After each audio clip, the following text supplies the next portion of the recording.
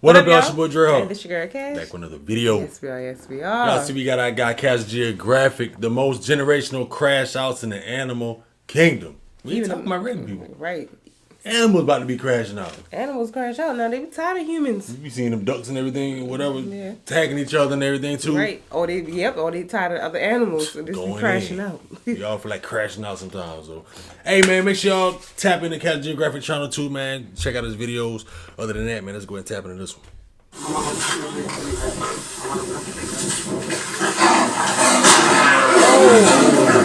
I remember that one. He survived that. I wonder. Oh, shoot, boy, get it in.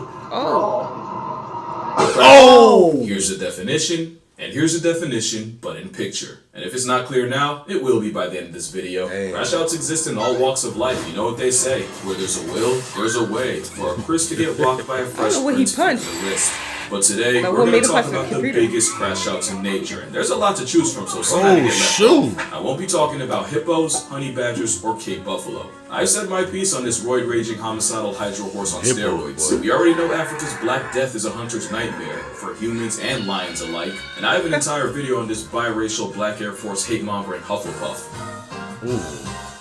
But what I will talk about are rhinos. Because I've said that rhinos are legally blind, terminally traumatized, anxiety tanks that buck up to anything from a butterfly to a buffalo. Except I was wrong. Recent studies show that the eyesight of rhinos might not even be that bad. It's just their attitude. Which means that rhino fully punted a warthog purposely unprovoked, while this one proceeded to assault on 8 wheels and still went for a little headshot. There's a reason why a group of rhinos is an honest-to-God crash, but they're not even the biggest crash outs in Africa.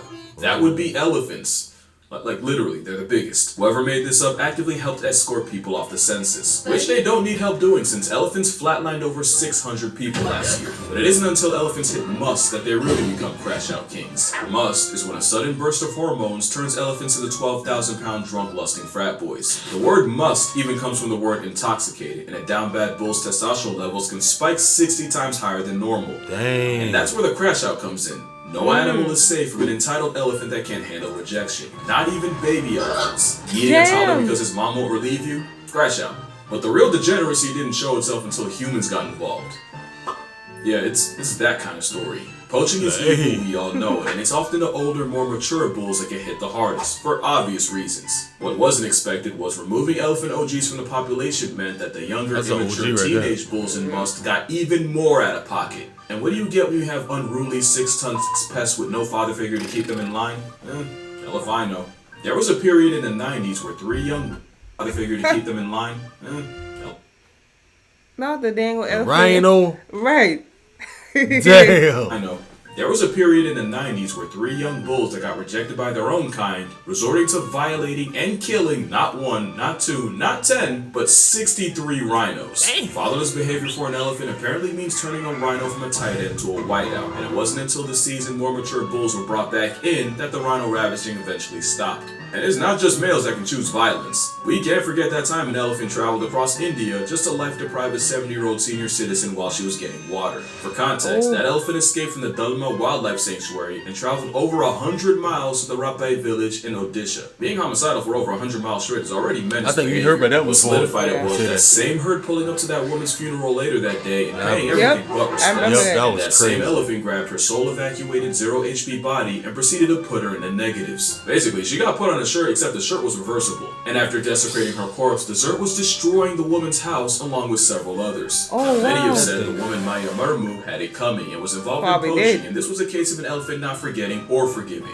It also could have been someone's grandmother getting murked twice and memed on Twitter all because of RNG. We'll never know the why, but what we do know is my favorite animal is capable of crash outs of catastrophic proportions. And now we got the smallest crash out in the world. When a colony of Calabopsis Saundersea ants gets attacked, some of the soldiers will rupture 2 huge poison-filled glands and literally blow themselves up. They don't just seppuku themselves, they also rain a toxic, corrosive glue that either traps the op ants in place or just burns them alive. It's self-sacrificing altruistic behavior meant to defend the colony, but that is one hell of an escalation. One species of termite also has a concept of kamikaze themselves, and they have toxic glands that actually grow as they get older. That means the same old worker termites with dull mandibles that can't fight or forage as well as their juniors also carry the most potent explosive backpacks in the colony. So their last act of service involves eviscerating themselves in a raid of internal organs, intestines, and toxins, which proves that the most dangerous crash out is the one with nothing left to lose. Okay. For reference, that's like breaking into a house and the last thing you see is a senile 9-year-old rushing you with a bomb strapped to their chest. But the wildest crash out might be what P-aphids do once a predator breaks into their home. Because not only will soldiers come together and turn themselves into fleshy fireworks, they'll use their own bodily fluids to plug up the opening. Even if it means they get left outside in past tense, even if it means they suffocate on their own insides, and even if the process senses subtracts them instantly. It's one thing to self-destruct to backpedal a predator, or even after already being eaten, which aphids actually do. Using Flex Seal made out of your own guts for home repair is exactly the type of behavior this video is about. But if elephants violating the natural order didn't already tell you, the worst crash outs are the ones humans created. And this black Air Force B is the result of one of the biggest oopsies in human history. Back in the 50s, African bees were brought to Brazil and crossbred with their more domesticated European cousins. The idea was, if they could combine the two, they could create a bee that was more efficient than the Europeans in tropical climates, while also being less defensive than the African counterparts. But in one of the most consequential f***ups possible, a local beekeeper accidentally released 26 swarms of Africanized bees, including queens. But experts said not to worry, that the bees would either die out in the foreign climate, or get bred out of existence by the already present European bees. Yeah, that's what actually done. By the 60s, they made it across the country. By the 80s, they hit Mexico. By the 90s, they were popping up in the US. And today, the Africanized assault has spread throughout America like a rageaholic rash. And here's the thing with playing God with bees. You better be prepared for hell. These Africanized bees were way meaner than anything this side of the Atlantic had ever seen. They were way more aggressive, much less forgiving, and the same honey merchants that were enough to legitimately punk elephants. That's not a joke, by the way. We're doing numbers on unsuspecting You see, where European bees might send 10 to 20 guard bees after you, the Africanized flying mob will pull up in the hundreds. And where European bees might chase you for a couple feet, the African variety will chase trespassers for a quarter of a mile, assuming you can get that far. Damn! The thing is, African bees have smaller hives. That means these gangflies weaponize a higher percentage of their hive just to go after you. Add the fact that the very smell of bee venom is like a Batman signal to the rest of the hive, and you realize just how badly that one beekeeper screwed us over. Speaking of venom, you probably know that honeybees die after stinging, since the stingers are barbed and attached to their abdomen, causing attacking bees to literally disembowel themselves. What you might not know is that stinger will continue pumping venom into you long after the bee has become a was. Now that's just doing the most. That's how you get stories of people being chased by vindictive swarms. Oh, and by the way, it's proven if you try to duck the fate by jumping in the water, they will wait, sometimes with fatal consequences. In 2013, a Texas man died after being stung over 1,000 times, and the bee still had enough malice left over to leave his wife and daughter with 100 apiece. This says a lot that the dietary habits of the crash out mascot might have helped create one of the most infamous crash crowds in the air. But not all crash outs are fueled by hate. Some are powered by love. Courting bald eagles will interlock talons and plummet down towards the earth, only to separate at the last possible second. Because apparently veteran forfeit means death spiraling in a questionable game of chicken. Apparently, it's to test each other's fitness as a possible partner. You know, separate the strong from the strongest. Except it does the opposite when the entangled avians crash land into trees, water, or sometimes straight pavement and take each other out the dating pool. And bald eagles mate for life, so where do you even go after your vow renewal turns into a wait that only one of you is conscious for? A study showed that eagles will also death spiral with rivals, so it's really a case of either me or fight me or just don't waste my time. But that makes even less sense, because at least with a mate, the logic is you're trying to find the strongest, most eligible single to spend the rest of your life with. Ending death a 2-for-1 BOGO deal because you had beef and literally couldn't let it go is the definition of crashing out. Definition! With deer like moose, you know it's really bad luck. But voluntarily interlocking toes just to die with someone you claim to hate is really going on here.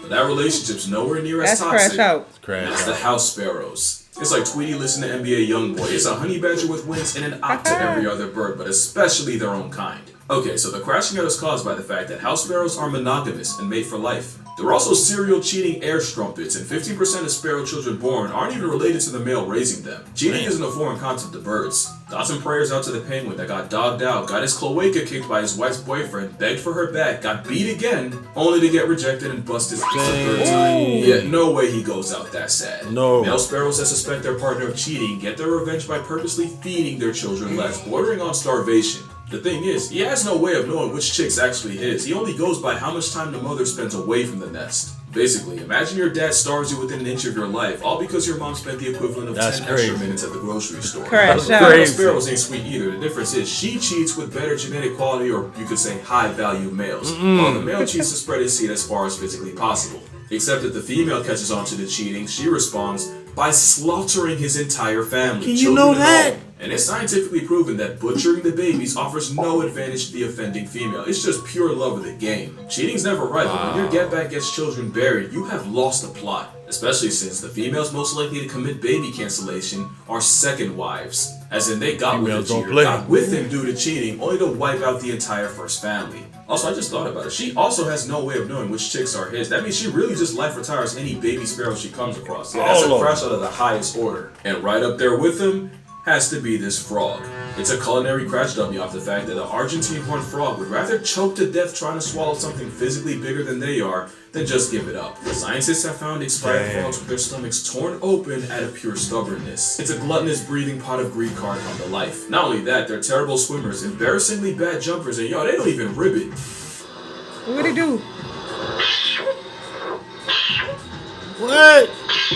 Sound like a Google cat. sold every aspect of being a frog just to moonlight as Jabba the Gut. They can even develop amphibian corneal lipidosis, where they hold on to so much fat, they literally accumulate fat deposits on their eyes that blind them. To be fair, it's usually from overfeeding in captivity, but my brother in Christ, even Nakado Avocado put the fork down at some point. Especially since frogs can't vomit, the best this kitchen crash out can do is fully eject their stomachs. But luckily, they're not a threat to you. Next is a crash out that the majority of the American audience has to sidestep on a daily basis. Which is funny because the Canada goose nearly got put on an eternal milk carton due to overhunting and habitat loss. In fact, we fully thought they were out of stock in the 50s, until a small flock was found in Rochester, Minnesota. And with the help of the Migratory Bird Treaty Act of the US and the Migratory Birds Convention Act in Canada, along with conservation efforts, the Canada goose was able to make a comeback. And humanity and geese lived happily ever. Absolutely not. Everywhere. Yeah, the cobra chicken came back with a vengeance. I call the sparrow an airborne honey badger. Nah. It's just barcoded assault with wings. Dang. Easily the most undeserved arrogance I've ever seen on an animal. And that's really what it is. This damn velociraptor has some wildly irrational. They don't play with no animal. Like Family Guy, they nearly got canceled, came back, and by God, you did not miss a chance to punish us for it. Even Sully's heroic landing in the Hudson wouldn't have even been needed if a goose didn't try to run a fade with a plane. Just proof that you can get a lot of mileage out of false, unearned valor. Because it's a bluff. Oh yeah, they standing on the ground, so they only really can respond to a threat to minor safety by implementing the honey badger method. By raising hell until you meet someone that takes you there. Add the fact that they've managed to lose their fear of humans, and you have a honk-happy threat to national security. I've even read reports of them apparently luring, chasing dogs into deep water just to attack and harass them until they eventually drown in exhaustion. To be fair, you could just leash your dog. Oh, also, goose tongue. But yeah, that attitude's a bluff, and they read body language, so act like you've been around a goose before and you'll probably be fine. So why are geese so mean? They'd probably be dead if they weren't. But at least they're not capable of really damaging anything but your pride. They ain't Complete playing. opposite of chimpanzees, my word. Probably a top 3 crash out in nature, cause Oh, you really shoot. never know You see that? It's my word. Probably a top 3 crash out in nature, cause you really never know what could set this chainsaw with thumbs off. Change your hairstyle for the first time in 10 years? Yeah, you just lost your face privileges. Push one of your true mates a little too far? Call it Kaizen the way you about to get jujutsu jump. Do a fucking barrel roll? Absolutely not. Not in these parts. Chimps and really primates in general have a sense of fairness. Do something they view as unfair? Oh, buddy. You finna find out where they're the prime ministers of unproportional reactions. This man decided to surprise his former pet chimp with a chocolate cake for his birthday. The real surprise was 2 male chimps getting out and mutilating the man for not serving them a slice first. I'm not gonna list the full extent of his injuries. I have a full video doing that. Just know the first 2 hospitals denied him entry because they literally thought he was a lost cause. Monkeys in captivity have also been known to mob a member of their own for receiving more food than the others. And when I was 8, a chimp temper tantrum nearly had me halfway to Helen Keller. Almost had me rocking the Nick Fury fit. And we cannot forget that time monkeys in India went on a campaign of dropping dogs from roofs after one allegedly attacked a baby of their own. Yeah, primates are some Hall of Fame crash outs. Question is, what could possibly be more destructive? Well, tigers are easily one of the most vengeful creatures alive, and the moment this stripe population control wants you dead, you might as well lease a casket. There's plenty of stories of tigers going from 0 to 1,000. In 2007, 3 teenagers that may or may not have been under the influence taunted 243-pound Tatiana the tiger, reportedly even pelted her with pine cones from a sling slingshot. Tati cleared a 12-foot mow, severely mauled 2 of the teens, and killed the 3rd. In 2016, a tiger ripped apart an infamous poacher named Baby, only 4 days after his group reportedly shot his mate. In 97, a hunter named Vladimir Markov not only shot a tiger, but had the audacity to steal his kill. As a result, the Whisker John Wick stalked his cabin, tore anything that smelled like him to shreds, including his mattress and bedding, and apparently even demolished an outhouse Markov had used. As you can guess, the story ended around the same time Vladdy did, once the Siberian assassin was there to greet him at his house. And then there's this. They get pissed off, tired of that. Tiger and her cubs had ventured beyond the boundaries of a park and had injured cattle in the process, so rangers went out to capture and relocate the trio. They successfully trimmed and removed the cubs, but the mother was nowhere to be found. That was until about right here. The enraged mother cleared a full-grown elephant and managed to mutilate the mahout riding it, taking several fingers with her, and the fury on 4 legs was never seen again. But the most infamous big cat crash-out came in the early 1900s, when a tiger dubbed the man-eater at Jumpawat killed 436 people, giving her the highest human body count of any single animal. And it was discovered that the cause was a cripplingly debilitating tooth injury that forced her to go after easier prey. And that's the thing I do want to mention. I know I had fun with the crash out concept, but really all the tiger was ever guilty of doing was what came naturally. And that really goes for every animal on this list. Tatiana wouldn't have had to die and take someone's son with her if they hadn't gone and tested her killer. Travis was an overweight, socially stunted, Xanax-consuming time bomb that someone decided to keep inside as a pet. Even the whole Elephino men started with destroying and fragmenting their families and probably giving the pachyderms PTSD. Like, I'll joke around and stuff for comedic effect, but I'm not actually out here judging animals by human standards. Because he said something real before he got Chris Rocked and left with Fresh Prince. The tiger went crazy. That tiger ain't go crazy. That tiger went tiger. But yeah, that's gonna do it for this video. Make sure you drink water, hug your mother. There's no church in the wild and no judge in the jungle, so don't expect animals to follow either. And I'ma see y'all in the next one.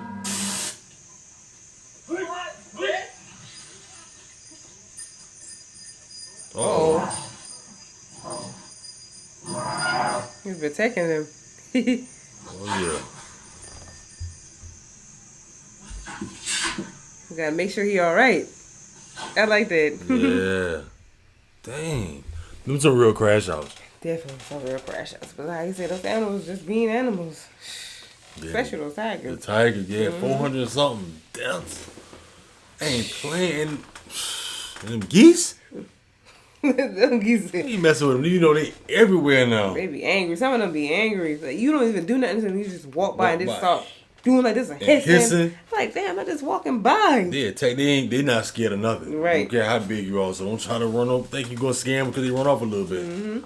Hey, how y'all like that video right there? Did y'all learn some new crash outs? Right. Let us know.